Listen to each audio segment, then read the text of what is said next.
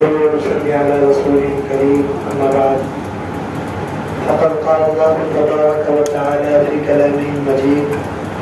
أعوذ بالله من الشيطان الرجيم بسم الله الرحمن الرحيم من عمل صالحا من ذكر أو أنثى وهو مؤمن فلنحيينه حياة طيبة ولنجزينهم أحسن الذي كانوا يعملون.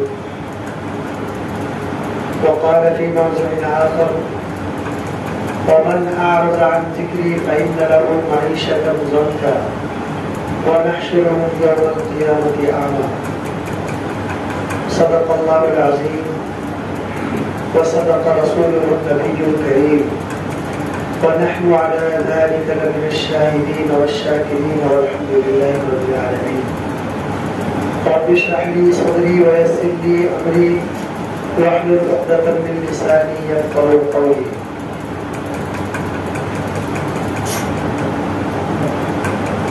میرے واجب احترام معزز حضرات،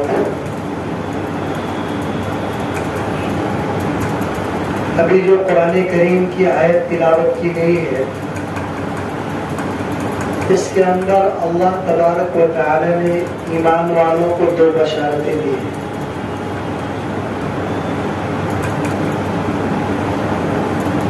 اور بعد کی جو آیت پڑھی گئی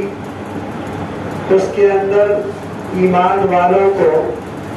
جو اپنے دین سے، قرآن سے، شریعت سے، سنت سے اعراض کرتا ہو، اس سے روگردانی کرتا ہو، اس کو پس پش ڈال دیتا ہو، ایسے لوگوں کے لیے دو دردناک عذاب بھی بیان فرمائے گئے. دنیا کے اندر جتنے بھی اعمال ہوتے ہیں ہر عمل کا اپنا ایک اثر ہوتا ہے. انسان جو کچھ بھی عمل کرتا ہے اس کا ایک اثر ہوتا ہے.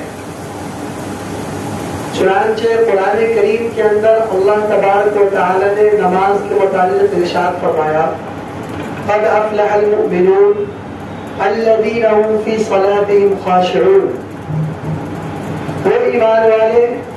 جو خشوع و خضوع کے ساتھ نماز ادا کرتے ہیں وہ کامیاب ہو گئے.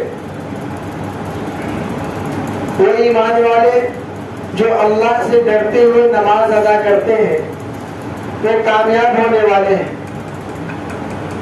اور یہ ایسی ویسی کامیابی نہیں ہے بلکہ اللہ تبارک و تعالی نے سب سے بڑی کامیابی بیان فرمائی. تو نماز دین کا ایک عمل ہے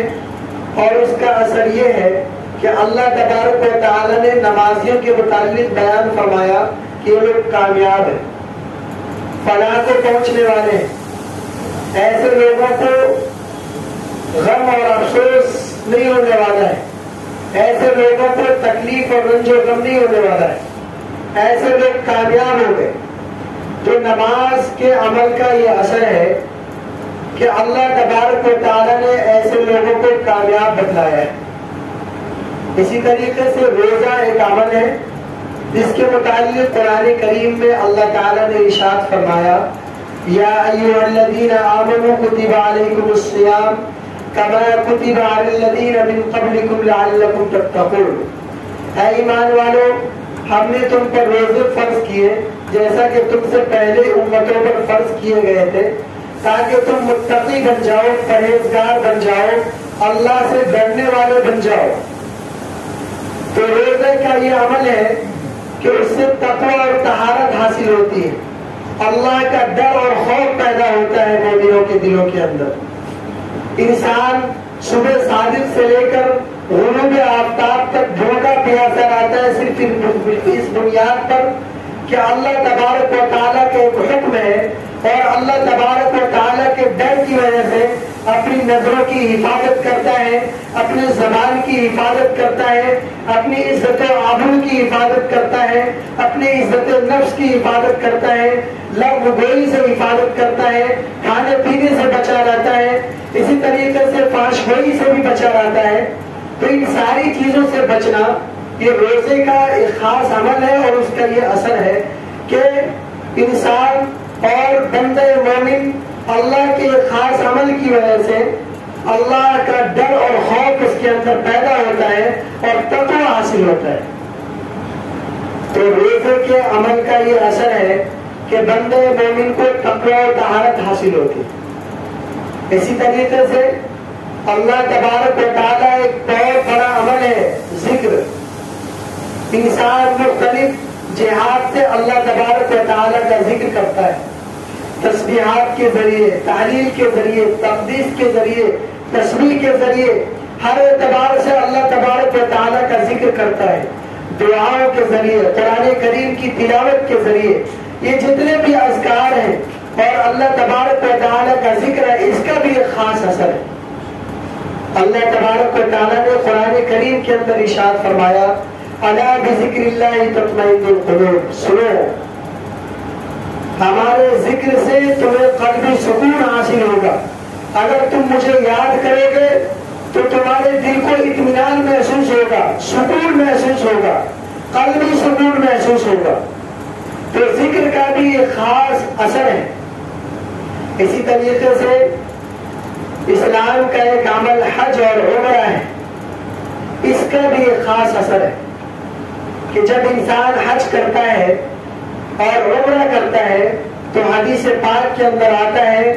کہ جب وہ خانہ کعبہ کا طواف کرتا ہے تو دنیاوی مثال سے یوں سمجھیں، آج کل شہروں کے اندر ہر گھر کے اندر واشنگ مشین استعمال ہوتا ہے، اور واشنگ مشین کے اندر جو چکڑی گھومتی ہے تو کپڑے کا میل کچیل دھل جاتا ہے۔ تو ایسا کپڑا جسے نفرت سے انسان اتار کر پھینک دیتا ہے، گندگی کی وجہ سے اپنے جسم سے دور کر دیتا ہے، پھر وہی کپڑے واشنگ مشین میں دھلانے کے بعد جب صاف شفاف ہو جاتا ہے تو اسی کپڑے کو زیب تن کرتا ہے، اسے اپنے بدن پر پہنتا ہے۔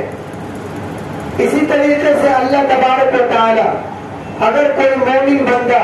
اللہ تبارک و تعالیٰ کے پاک گھر کی زیارت کرتا ہے اور حج اور عمرے کے فریضے کی ادائیگی کو مکمل کرتا ہے تو اللہ تبارک و تعالیٰ اس کے گناہوں کو دھل دیتے ہیں، اس کے گناہوں کو معاف کر دیتے ہیں اور اللہ تبارک و تعالیٰ سے اس کی قربت بڑھ جاتی ہے۔ تو حج اور عمرے کا ایک فائدہ یہ ہے اور اس عمل کا یہ اثر ہے۔ اسی طریقے سے حج اور عمرے کا دوسرا اثر یہ ہے کہ جو انسان بار بار حج کرتا ہے، بار بار عمرے کی سعادت حاصل کرتا ہے تو اللہ تبارک و تعالیٰ اس کے رزق کی تنگی کو ختم کر دیتے ہیں اور اس کے رزق کے اندر کشادگی پیدا کر دیتے ہیں۔ وہ شخص پوری زندگی کبھی رزق کی وجہ سے پریشان نہیں ہوتا ہے۔ تو ہر عمل کا ایک اثر ہے اور اس کا فائدہ ہے۔ ذکر کا بھی ایک اثر ہے، نماز کا بھی ایک اثر ہے، روزے کا بھی ایک اثر ہے، حج کا بھی ایک اثر ہے، عمرے کا بھی ایک اثر ہے۔ کوئی بھی عمل بغیر اثر کے اور بغیر فائدے کے نہیں ہے۔ یہ تو دنیاوی فائدے ہیں۔ میں نے جو آیت کریمہ تلاوت کی ہے اس کے اندر اللہ تبارک و تعالی نے دو بشارتیں دی۔ من عمل صالحا من ذکر او انثى، ہر وہ شخص جو مرد ہو یا عورت، اگر وہ ایمان والا ہے، اگر اس کے دل کے اندر ایمان ہے اور وہ نیک عمل کرتا ہے، فَلَنُحْيِيَنَّهُ حَيَاةً طَيِّبَةً، ہم اس کو دنیا کی پاکیزہ زندگی نصیب فرمائیں گے۔ اللہ تبارک و تعالیٰ ایسے مومن بندے کو جو اللہ تبارک و تعالیٰ کے حکموں کے مطابق اپنی زندگی کو گزارتا ہے، ایسے شخص کے متعلق اللہ تبارک و تعالیٰ ارشاد فرما رہے ہیں کہ ہم اسے دنیا کی پاکیزہ زندگی عطا فرمائیں گے۔ وَلَنَجْزِيَنَّهُمْ أَجْرَهُمْ بِأَحْسَنِ مَا كَانُوا يَعْمَلُونَ، اور اتنا ہی نہیں، ہم آخرت میں اس کو بہترین بدلہ عطا کریں گے۔ تو ہر وہ مومن شخص جس کا اللہ کی ذات پر ایمان ہے اور وہ نیک عمل کرتا ہے، چاہے وہ ایمان کی شکل میں ہو، چاہے وہ نماز کی شکل میں ہو، چاہے وہ روزے کی شکل میں ہو، چاہے وہ حج و عمرے کی شکل میں ہو، چاہے صدقہ و خیرات کی شکل میں ہو، کسی بھی عمل کے اندر اللہ تبارک و تعالیٰ کے احکام کے مطابق زندگی گزارتا ہے تو اللہ تبارک و تعالیٰ اسے دنیا کی بہترین زندگی نصیب فرمائے اور آخرت میں اس کا بہترین بدلہ ادا کرے گے۔ علماء مفسرین نے اس کے بہت سارے اقوال بیان فرمائے۔ دنیا کے اندر تو یہ فائدہ ہوگا جو میں نے ابھی تفصیل سے بیان کیا، بڑے بڑے عملوں کا قرآن کے حوالے سے، اور حدیث پاک کے اندر آتا ہے جو مومن بندہ اللہ تبارک و تعالیٰ کی ذات پر یقین رکھتے ہوئے تمام عملوں کو انجام دیتا ہے تو اس دنیا کے اندر جب اس کی آنکھیں بند ہو جائیں گی اور وہ قبر کے اندر جائے گا تو قبروں میں بھی اللہ تبارک و تعالیٰ اس عمل کے اثرات کو ظاہر کرے گا۔ حدیث پاک کے اندر آتا ہے کہ جب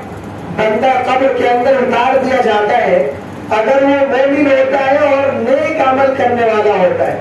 عمل صالح کرنے والا ہوتا ہے، تو اللہ تبارک و تعالیٰ اس سے قبر کی تنگیوں کو دور کر دیتے ہیں، قبر کے عذاب کو ہٹا دیتے ہیں، قبر کے عذاب سے اس کی حفاظت فرماتے ہیں اور جنت کی وادی سے خوشگوار ہوائیں اس تک پہنچتی رہتی ہیں۔ ایک دوسری حدیث کے اندر اللہ کے رسول علیہ السلام نے ارشاد فرمایا اگر کوئی مومن بندہ جنہوں نے اپنی دنیاوی زندگی کے اندر نیک عمل کیا ہوگا، جیسی ہی اس کی آنکھیں بند ہوں گی اور وہ قبر کے اندر اتار دیا جائے گا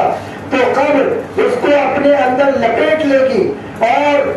دائیں طرف سے قبر اس کو لپیٹنے کی کوشش کرے گی، سانپ اور بچھو اس کے عذاب کے لیے مسلط کر دیے جائیں گے۔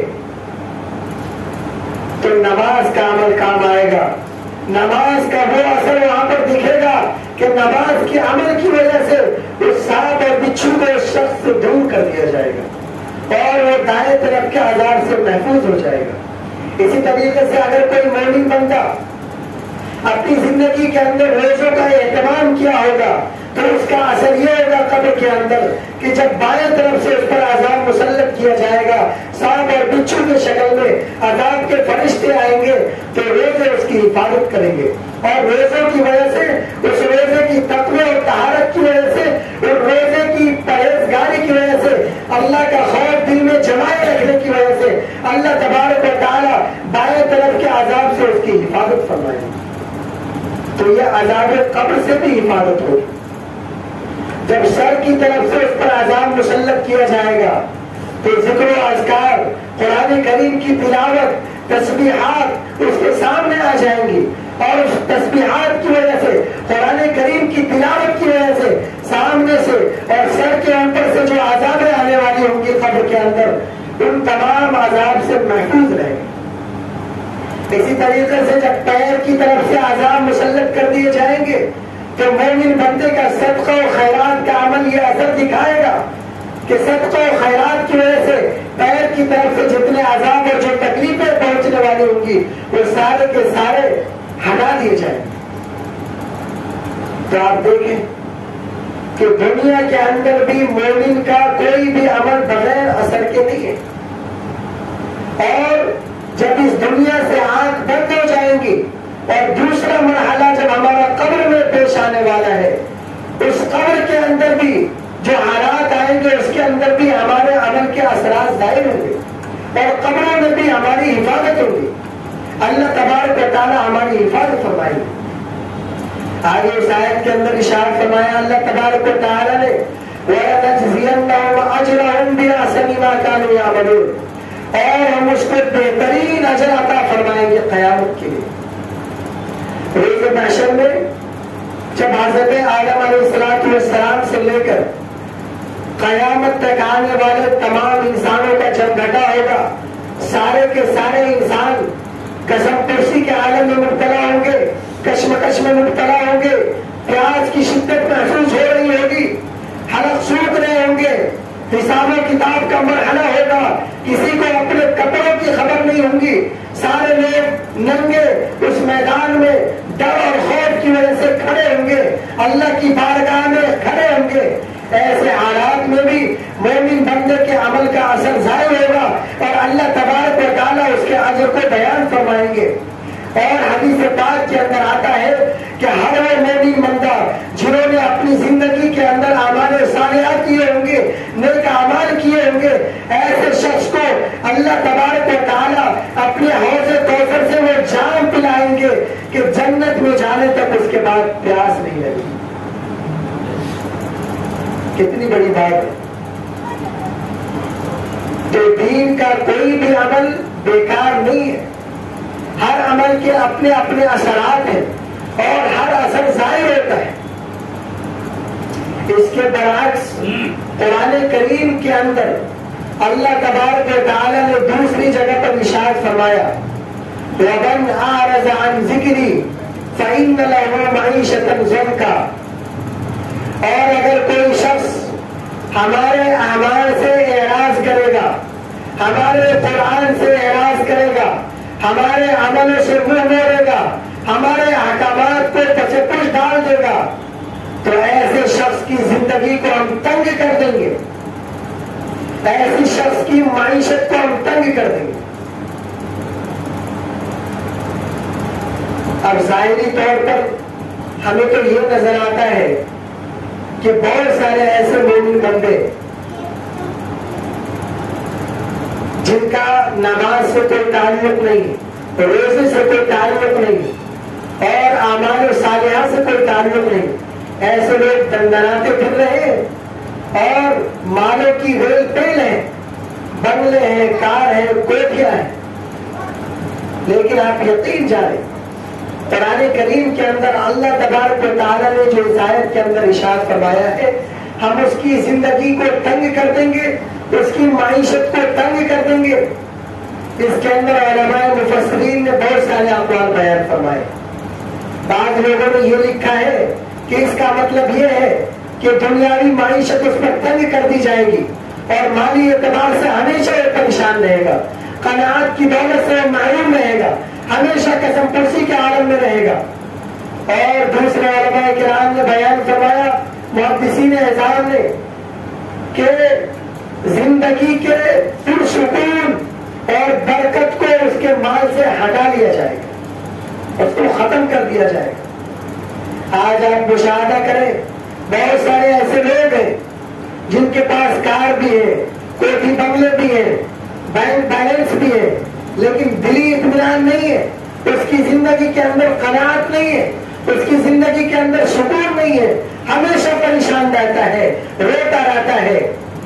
اس لیے کہ اللہ تبارک و تعالیٰ نے اس کی زندگی کو تنگ کر رکھا ہے، اس کی زندگی کے لطف کو ختم کر رکھا ہے، اس کی زندگی کے مال کے برکات کو ختم کر رکھا ہے۔ اور مال کے اندر برکات اس وقت حاصل ہوں گے، ان کی زندگی کے اندر کشاد کی اس وقت ہوگی جب وہ اعمال صالحہ کی طرف آئیں گے اور اعمال صالحہ کو اپنائیں گے، پھر اللہ تبارک و تعالیٰ اس کی زندگی کے اندر خوشگوار اور تنگی کو دور کر دیں گے، زندگی کو خوشگوار بنا دیں گے۔ آج بہت سارے لوگ اعمال صالحہ سے دور ہیں اور ہمیں اعمال صالحہ کی توفیق تک نہیں ملتی۔ دنیا کے اندر اگر کوئی ڈاکٹر، ہم جسمانی اعتبار سے بیمار ہوتے ہیں، کوئی ڈاکٹر ہمیں نسخہ لکھ کر دیتا ہے، کوئی حکیم ہمیں دوا بتاتا ہے کہ اس دوائی کا اگر آپ استعمال کریں گے تو آپ کی یہ بیماریاں دور ہو جائیں گی، آپ کی یہ پریشانی ختم ہو جائے گی، اور اگر آپ نے اس دوا کا استعمال نہیں کیا تو آپ ایک بہت بڑے مہلک مرض کے اندر مبتلا ہو جائیں گے۔ تو آج ڈاکٹر کے چھوٹے سے نسخے کو ہم دل و جان سے تسلیم کرتے ہیں، اسے اپناتے ہیں اور اس کیپسول کو، اس ٹیبلٹ کو، اس گولی کو پابندی کے ساتھ استعمال کرتے ہیں کہ اگر ہم نے استعمال نہیں کیا تو ہماری زندگی خراب ہو جائے گی، ہماری جسم خراب ہو جائیں گے، ہمارے جسم کے اندر مزید بیماریاں لاحق ہو جائیں گی، ہمارا جینا دوبارہ ہو جائے گا۔ لیکن اللہ تبارک و تعالیٰ نے کیمیائی نسخے کے اندر، قرآن عظیم کے اندر ایسے ایسے نسخے بیان فرما دیے، روحانی علاج بتلا دیا۔ جسم کے اندر جسمانی علاج تو حکیم اور ڈاکٹر کر سکتے ہیں، لیکن روحانی علاج صرف اور صرف روح کے ذریعے ہوں گی، اللہ تبارک و تعالیٰ کے ذکر سے ہوں گی۔ تو ہم نے اس نسخے کو اپنایا نہیں، ہم نے اس نسخوں پر یقین ہی نہیں ہے، ہمارا ایمان اتنا کمزور ہے کہ ہمیں اس رزقوں پر یقین ہی نہیں ہے. اللہ تبارک و تعالیٰ نے قرآن کریم میں بیان کر دیا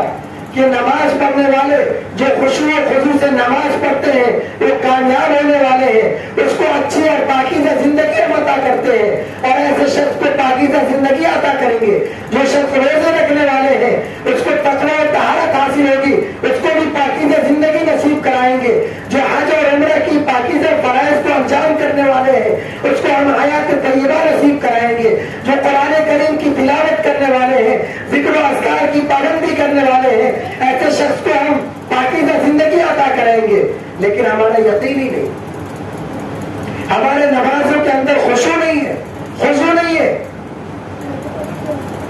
بہت سارے مسلمان تو سرے سے نماز پڑھتے ہی نہیں, اور جو لوگ نماز پڑھتے ہیں تو پورے یقین کے ساتھ نماز نہیں پڑھتے. نماز کے اندر خشوع اور خضوع پیدا نہیں ہوتا. اگر خشوع اور خضوع پیدا ہو جائے اور اللہ کے بتائے ہوئے کیمیائی نسخوں پر عمل کر لیں پورے 100% یقین کے ساتھ, تو آپ یقین جانیں اللہ تبارک و تعالیٰ ہماری زندگی کے اندر بہار لا دے گا, ہماری زندگی کے سارے مشکلات کو حل کر دے گا. لیکن ہمیں یقین ہی نہیں ہے. ڈاکٹر کے چھوٹے سے نسخے پر ہمیں یقین ہے, لیکن قرآن کے نسخے پر ہمیں یقین نہیں ہے. قرآن کے بتائے ہوئے طریقوں پر ہمیں یقین نہیں ہے. اللہ تبارک و تعالیٰ کے وعدوں پر ہمیں یقین نہیں ہے. اللہ کے رسول علیہ الصلوۃ والسلام کے ارشادات پر ہمیں یقین نہیں ہے. تو یقین جانیں اللہ تبارک و تعالیٰ نے قرآن کریم کے اندر ایک جگہ پر ارشاد فرمایا, بندہ جیسا گمان میرے ساتھ کرتا ہے میں بھی ایسا ہی معاملہ اس کے ساتھ کرتا ہوں. جیسا گمان ہمارا اللہ کی ذات کے ساتھ ہوگا ویسا ہی معاملہ اللہ کا ہمارے ساتھ ہوگا. اللہ تبارک و تعالیٰ تو شہرت سے بھی زیادہ قریب ہے, ہمارے دلوں کے اطمینان کو بھی جانتا ہے, ہمارے دل میں پیدا ہونے والے خیالات کو بھی جانتا ہے. علیم بذات الصدور ہے, ہمارے ذہن و دماغ کے اندر جو وسوسات اور خیالات پیدا ہوتے ہیں ان تمام وسوسات کو بھی جانتا ہے. لہذا ضرورت اس بات کی ہے کہ ہم وقت کی سنگینیوں کو سمجھیں, اپنے حالات کو, اپنے اعمال کو درست کریں, اور اللہ تبارک و تعالیٰ کی ذات پر, قرآن کی تعلیمات پر 100% یقین رکھتے ہوئے اللہ تبارک و تعالیٰ کے احکامات پر عمل کرے. انشاءاللہ تبارک و تعالیٰ اللہ تبارک و تعالیٰ کے جو وعدے ہیں اس کا ہم اپنی آنکھوں سے مشاہدہ کریں گے. اللہ تبارک و تعالیٰ سے دعا ہے اللہ تبارک و تعالیٰ ہمیں احکام شرعیہ پر 100% عمل کرنے کی توفیق نصیب فرمائے. آمین. وآخر دعوانا الحمدللہ رب العالمین.